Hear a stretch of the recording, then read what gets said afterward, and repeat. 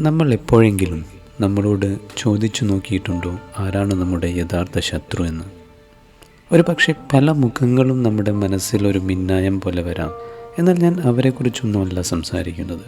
നമ്മളറിയാതെ നമ്മളിൽ ഒളിഞ്ഞിരിക്കുന്നൊരു ശത്രു നമുക്ക് ഓരോരുത്തർക്കും ഉണ്ടാവാം. നമുക്കൊരു ആഫ്രിക്കൻ പഴഞ്ചൊല്ല് നോക്കാം. When there is no enemy within, outside enemy can do no harm. നമ്മുടെ മനസ്സിൻ്റെ ഉള്ളിൽ ഒരു ശത്രുവില്ലെങ്കിൽ പുറത്തുള്ളവർക്ക് ആർക്കും നമ്മളെ ഒന്നും ചെയ്യാൻ കഴിയില്ലെന്ന്. നമ്മുടെ യഥാർത്ഥ ശത്രു നമ്മൾ തന്നെയാണ്. നമ്മുടെ ഒട്ടുമിക്ക പരാജയങ്ങളുടെയും കാരണം നമ്മളറിയാതെ നമ്മളെ നിയന്ത്രിച്ചു കൊണ്ടിരിക്കുന്ന നമ്മുടെ മനസ്സ് തന്നെയാണ്. നമ്മുടെ ഭയം, നമ്മളിൽ തന്നെ വിശ്വാസമില്ലായ്മ, ഞാൻ അത് ചെയ്താൽ മറ്റുള്ളവരെന്ത് വിചാരിക്കും, എന്നെക്കൊണ്ടത് ചെയ്യാൻ കഴിയുമോ, ഇത്തരത്തിലുള്ള ചിന്തകൾ നമ്മളെ പലപ്പോഴും പുറകിലോട്ട് വലിക്കുന്നു. അത്തരത്തിലുള്ള മനസ്സാണ് നമ്മുടെ യഥാർത്ഥ ശത്രു. ഒരു ശത്രു നമുക്ക് വരുത്തി വയ്ക്കുന്നതിനേക്കാൾ ഡാമേജസ് നമ്മളറിയാതെ നമ്മുടെ മനസ്സ് തന്നെ നമുക്ക് വരുത്തി വയ്ക്കുന്നുണ്ട്. അതുകൊണ്ടാണ് സ്വന്തം മനസ്സിനെ വിജയിച്ചവർ ജീവിത വിജയം കൈവരിക്കുന്നു എന്ന് പറയുന്നത്. ഒരു പക്ഷേ നമ്മുടെ മനസ്സ് നമ്മുടെ നല്ലൊരു സുഹൃത്താവാം, അല്ലെങ്കിൽ നമ്മുടെ ഒരു ശത്രുവുമാകാം. നമുക്ക് നമ്മുടെ മക്കളുടെ കാര്യം തന്നെ നോക്കാം.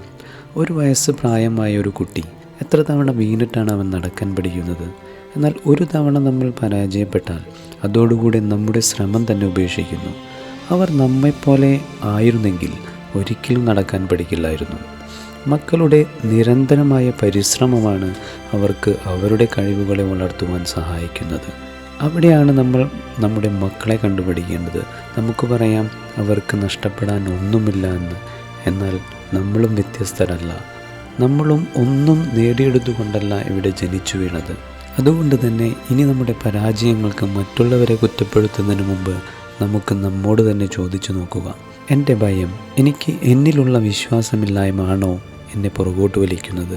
അത് തിരുത്തിയെടുത്തുകൊണ്ട് ശുഭാപ്തി വിശ്വാസത്തോടെ മുന്നേറാൻ ശ്രമിക്കുക. തോൽവികളുണ്ടാവാം, പക്ഷെ ഭയം എന്നുള്ളത്, ഫിയർ ഓഫ് ഫെയിലിയർ എന്നുള്ളത് നമ്മുടെ മനസ്സിൻ്റെ ഒരു സൃഷ്ടി മാത്രമാണ്. അതിനെ നമുക്ക് വരുതിയിൽ വരുത്താൻ തീർച്ചയായും നമുക്ക് കഴിയും. കുറേ വർഷങ്ങൾക്ക് ശേഷം അന്നെനിക്ക് അങ്ങനെ ചെയ്താൽ മതിയായിരുന്നു എന്ന് നിരാശപ്പെടുന്നതിനേക്കാൾ എത്രയോ നല്ലതാണ് ഇന്ന് അതിനുവേണ്ടി പരിശ്രമിക്കുന്നത്. അതുകൊണ്ട് തന്നെ ഒട്ടും പരിശ്രമിക്കാതെ സ്വന്തം മനസ്സിന് മുന്നിൽ തോറ്റുപോകുന്നവർ ആവരുത് നമ്മൾ. നമുക്ക് ആരാവാനാണോ ആഗ്രഹം അതിനുവേണ്ടി നിരന്തരം പരിശ്രമിച്ചുകൊണ്ട് മുന്നോട്ട് പോകാൻ നമുക്കെല്ലാവർക്കും കഴിയട്ടെ എന്ന് ആത്മാർത്ഥമായി ആശംസിക്കുന്നു.